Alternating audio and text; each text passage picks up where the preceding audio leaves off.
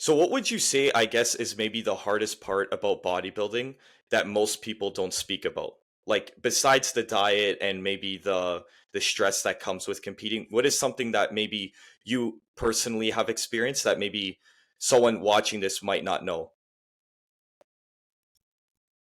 Um, because I find dieting, like doing the cardio, eating, I find that all relatively easy. Same with the training, because they're all things I enjoy to do because I know the outcome. But I feel Mm, like probably the hardest part is the personal expectation part of it, for me mm, anyway. Like, everyone knows and talks about body dysmorphia, but like on a day to day basis, your mind will go through like tons of different stages as to where you believe you are, like fluctuating between thinking, yeah, you're ready, this is perfect, this is like you've nailed it, to waking up the next day and thinking you fucked it all up, it's all screwed up.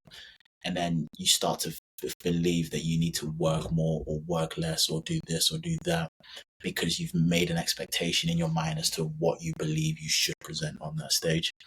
And I feel yeah. like that's definitely the hardest bit to come to grasp with. That sometimes you are fine, you're doing okay, you're on pace, you're on track, and that's something that I struggle with a lot.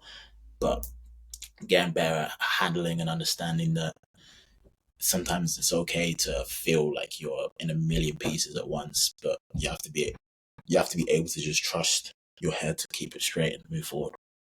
Yeah. So it's more like you'll try to tell yourself just to follow the plan and not get caught up in what's Yeah, going on in between your ears. yeah. Like like when I did my first show, like I said, with being like super tedious and monotonous about hopping onto things, I would overwork. Like my coach would tell me to do 30 minutes of cardio 5 times a week and only do 10K steps. But I'm in the back of my mind, I'll be like, he doesn't see what you're seeing right now. You need to work Mm, harder. You need to do 20,000 steps. You need to do an hour of cardio. You need to do this. You need to don't eat that. Da, da, da. But and then as a result, I overworked my physique, and I was not as good as I should have been. And yeah, that's something I've learned to stray away from. I see. So it's kind of like you're the opposite for maybe like most people. Like most people will try to like sell themselves short and do like less because Mm. they don't want to put in the extra amount of work, but you're kind of like the opposite of that where you think you're not good enough, so you just do more work than you're supposed to, and then it kind of ends up like self-sabotaging as well. Yeah, that's something I used to fall into. Now it's a lot more where I'll just literally just trust, a lot more trust in my coach and in myself as to where I am. I see. Do you do a lot of reflecting like after a show and kind of like focus on like what you could have done better, what you did really well to bring into the next show? Yeah, actually, let me show you. Let me show you something. When it comes down to reflection, um,